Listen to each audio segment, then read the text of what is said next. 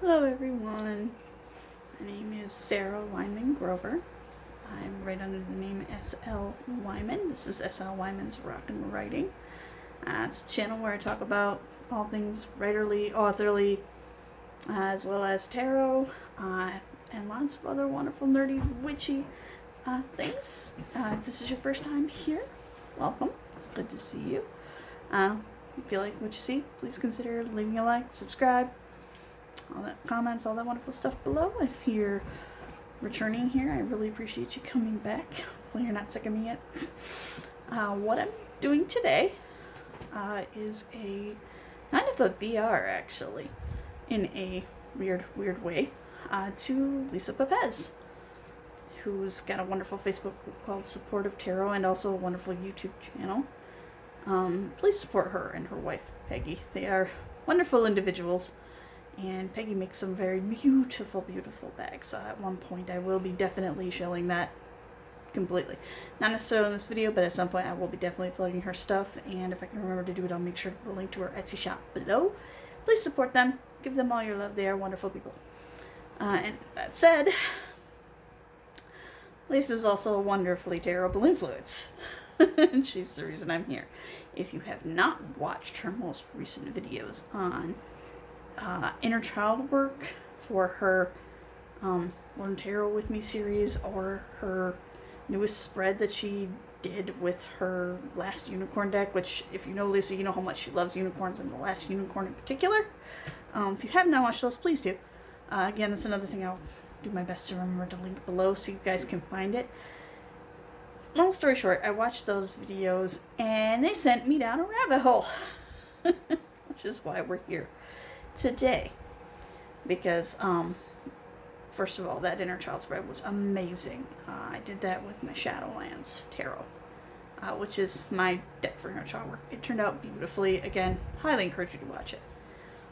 But why I'm here is because her video about the spread she created for the last unicorn really kind of inspired me, because there are some of us who have our fandoms and our, childhood nostalgia, things we love and really are passionate about and really enjoy, and things that really speak to us and hit us right in the feels, right in the inner child, and just give us all the good happy vibes.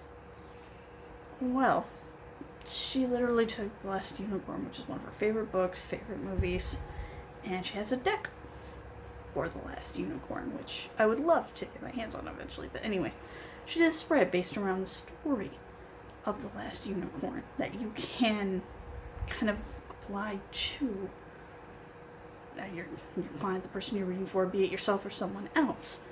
And kind of inadvertently, I don't know if it was a purposeful thing, but it kind of challenged me to do the same with my childhood nostalgia, my favorite, which is Labyrinth.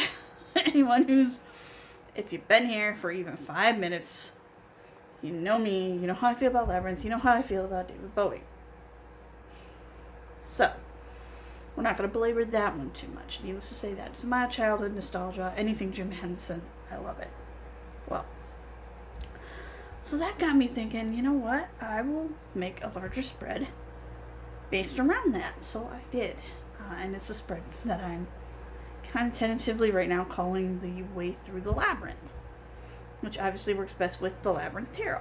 Now, I know some of you are going to have some issues with that, because Inside Edition, some people aren't really happy with those, because there's 26 cards that are pips in those decks. So I can understand where someone would be a little upset or not want to do that or not want to use that.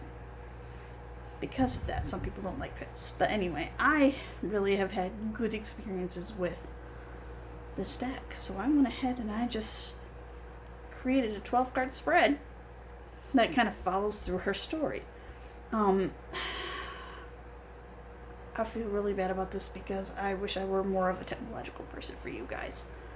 I feel like you're not going to be getting the full impact of this, just because I can't film this the way I want to, because I don't have the right setup for it. And the spread takes up the whole table that this is sitting on.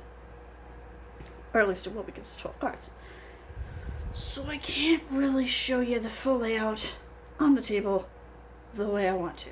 But what we will do is I will show you the little index card I made, which, by the way, this was inspired by Danny Mystic. She had a wonderful video about how to use like recipe cards or index cards and those little index card holders or recipe card holders to put your spreads in, so that you can have this little thing out instead of a whole book. Which, brilliant, brilliant, brilliant. Love it. Cannot encourage you guys to check that out enough. But, so I will show you this. Hopefully the light won't bleed through and you can just see this. I'm hoping it's going to show up for you, okay? But, there's what the spread looks like. It's probably going to be flipped around and reversed. Again, I apologize. I will do the best I can. As you can see, you got the first one right here. Then one laid on its side. Then we go up here, down. And then up here for 3, down here for 2. Another one on its side, and then another one kind of up here. So you meander a little bit, much like the labyrinth does. And what I will also do, I'll post around in a lot of my tarot groups. They don't let me post pictures into the comments of this. I'm so sorry, otherwise I would. But I'll make sure to spread around a lot of pictures of how this actually looks laid out for you guys, so you can at least kind of track them down. And maybe I can post, maybe not the picture, but maybe a link to where you can find it. I'll try to do that. But anyway, we'll make this work. So, anyway, let's walk through this spread. So the first card is just going to be straight up, flat like this, in your bottom left corner. And that card is going to be kind of your safe space, but more like an illusionary safe space, like where you're at right now, but kind of more of a wall, a little happy escapist zone that you've created for yourself to kind of help you cope with things. Because when we first see Sarah at the beginning of the movie, that's kind of where she's at. She's, first meet her, she's play acting, she's still being very, young and childish, playing with dresses and costumes, and forgetting about her extra responsibilities. In fact, she is late to come babysit her little stepbrother, which starts off the whole plot of the movie. So that first one is kind of, okay, where are you avoiding responsibilities? Where are you creating a situation where you're not, you feel safe, you feel comfortable, but are you a little too comfortable, and are you also potentially ignoring what is actually going on? So this kind of represents the space that you're in right now, where you start. The second card, which we would lay on its side, immediately next to it, is going to be the thing that shatters that safe space. That's going to be, a hard truth, something that's very confronting, that challenges that safe space. It basically says, no, come on, look at reality. Let's come back to reality. In Sarah's case, that would be the moment when Jareth arrives to take her little stepbrother. I'm sorry for spoilers for the movie. It's 30-some years old, guys. I think we can go with spoilers on this. But, it's that moment when she grumbles about, I wish the goblins would come and take you away right now. Snaps off the light, and instantly Toby stops crying. Baby stops crying, and when she goes to investigate, he's been taken. Because she thought she wanted him gone. Well, Jareth's just doing what she asked. But it also incites the incident that helps her confront the fact that she is being selfish, that she is being sheltered, that she does need to grow up and face her responsibilities, as well as some other things she needs to confront along the way. So that would kind of be your inciting incident, your confrontation. The next card, which these two will also be, next two will also be kind of in a straight line, up next to that and up above. The next one will be assumptions made that aren't necessarily helpful or true. Because what's one of the number one, there are 3 big rules of the labyrinth, but what's the number 1 rule? Nothing is as it seems. The other 2, of course, being life's not fair, and don't say it's a piece of cake, because it's not. Right? So, what are some assumptions that she confronts in the movie that turn out not to be true? Well, the first one is fairies are nice and grant wishes, right? Right? Nope. Very first time she encounters one, it bites her. And when she looks over at Hoggle, who we'll get to later, looks over at this other guy and is like, I thought they did nice things, like great wishes. And he's like, shows what you know. Right? Don't make assumptions, because if you're not accepting reality and you're not taking it from the way it really is, how do you know it's the truth? What's another assumption that she made? Just examples of what this card could be, by the way. What's the next assumption she makes? That the little worm wants to help. What happens? Oh, good. I'm glad she didn't go that way. If she'd have kept going that way, she'd have gone straight to the castle. Right? Assumptions can lead you astray. Another good example. The little tile. She thinks she's clever because she's marking her passage with lipstick. But the little guys that live under the stones turn her directions all around on her and get her all turned around. So that next card could be something along those lines. Just that something that you're assuming that's not necessarily true. An assumption that's gonna get you into more trouble than it's gonna help you. The next one is one of the ones I'm very fond of. This is a very fun one. It's choices. Usually particularly hard choices. Choices you have to think through. Choices you have to put your big girl or big boy pants on, or your big person non-binary pants on, and do it. Just make a choice and live with what happens after. So, I thought about that and I decided, what 2 better examples could I give in the movie of that then? First of all, the knockers. Right?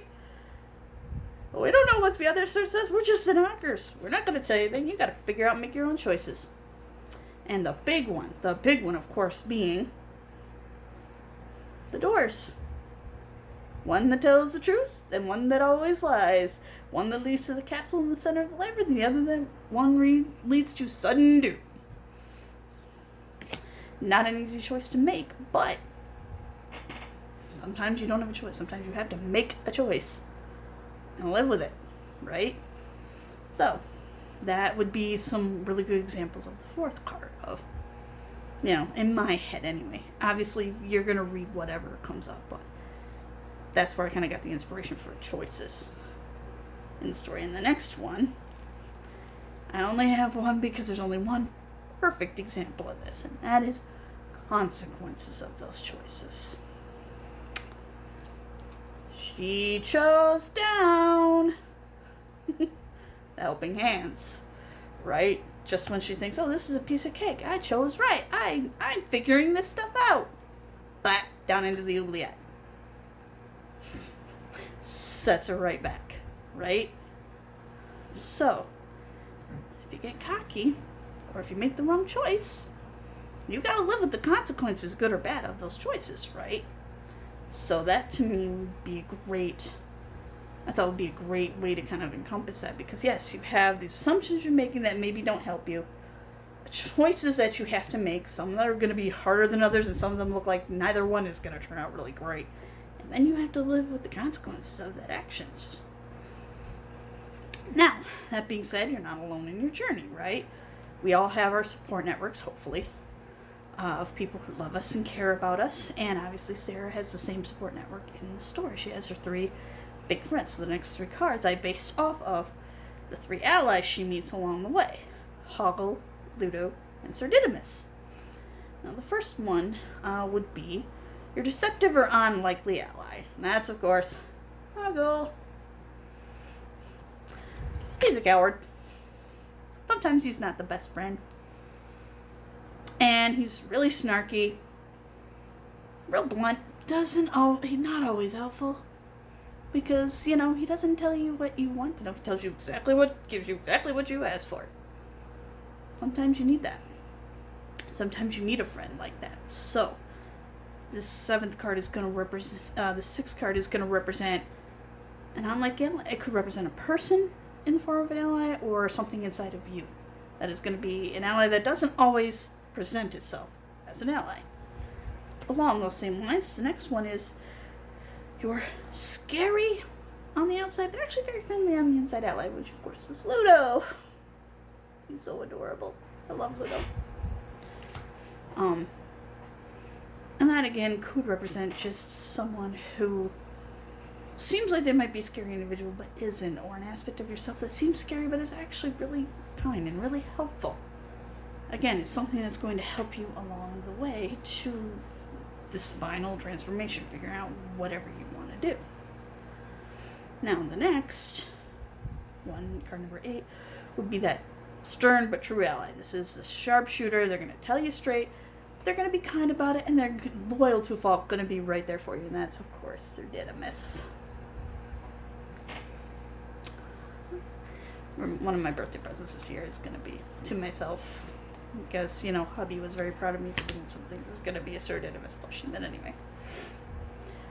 And that's going to be just an aspect of yourself that might be confronting, but at the same time is always loyal, it's always there, it's dependable, and it can help you. And that can take the form of a person or just an aspect of yourself.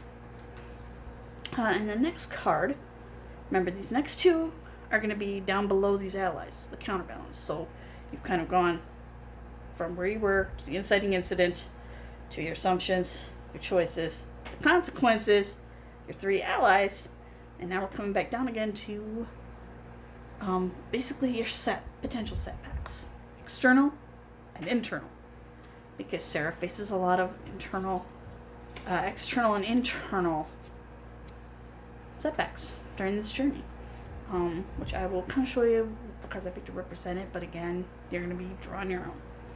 First one is, of course, the labyrinth itself.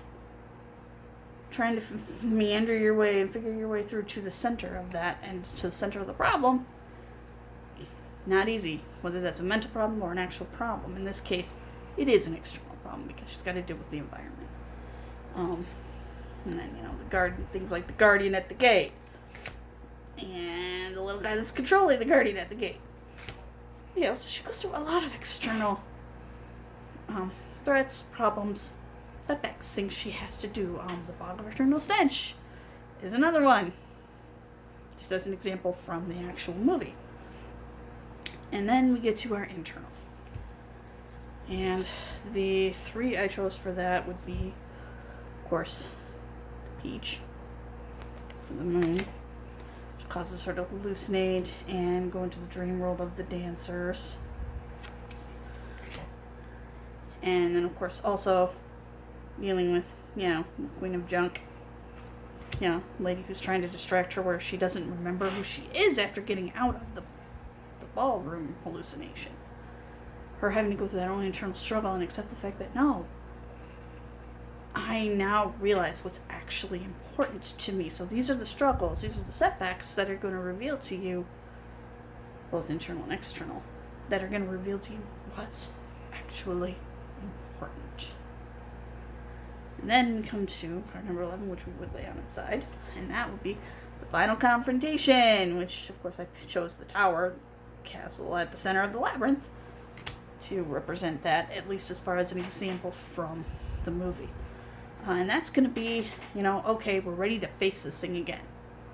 The thing that kind of shattered our illusions and our safe space. We're ready to face it again, but it's a little different this time.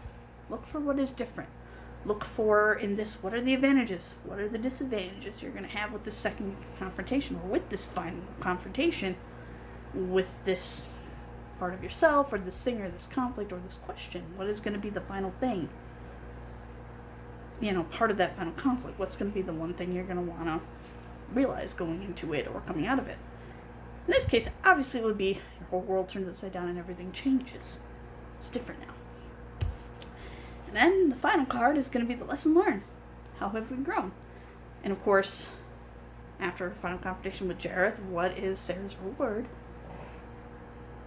The baby! Setback, and of course, gives up Lancelot, and finally gives up her, more childish aspects and learns to share, learns to grow, learns that, learn what's important to her, and that, yes, those memories are very important to her. The bear is very important to her, but so is her little brother. And the fact that this little bear has now gotten a second life, because all he was doing was sitting on the shelf, but now he has a chance to be loved again. 2 generations have been able to love this little guy, and that makes Lancelot even more precious. And it gives her that connection with her little brother, helps her appreciate him more. She's learned from her mistakes. So that's kind of where I was taking this. I realized without actually doing a reading and showing you how it all lays out, it's a little more confusing. So what I will do is I'm going to put this up. And then what I will do, if there's enough interest in the comments or the likes or etc., or if people want to see an actual example, I will go ahead and lay out an example. Which I believe I did have one and I wrote it down. It was really good.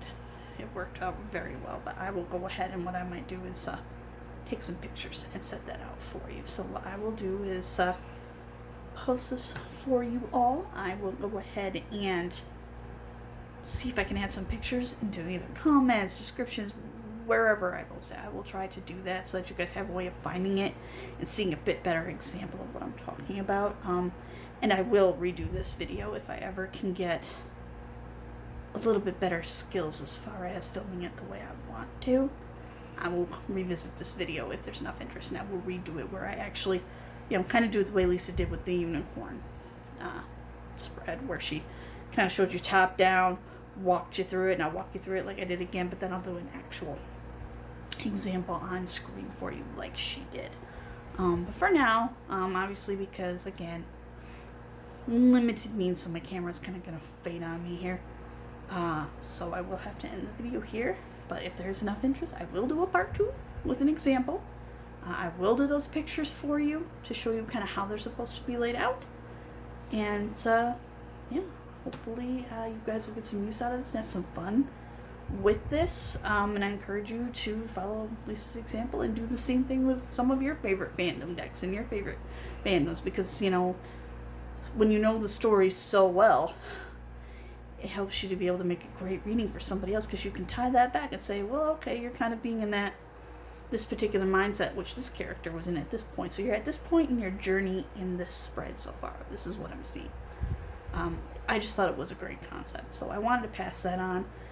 Thank you so much to Lisa for inspiring me on this mad rabbit hole that hopefully you guys will get some enjoyment out of as well. Again, let me know what you guys think.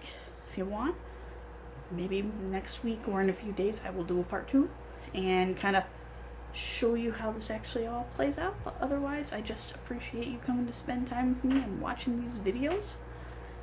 Thank you very much to everybody who's liked, subscribed, commented. I read all of them, and I really appreciate each and every one of you. And just thank you all so much for just being you and being here. See you soon and in the next one, okay? Be safe, everybody, and see you next time. Bye-bye.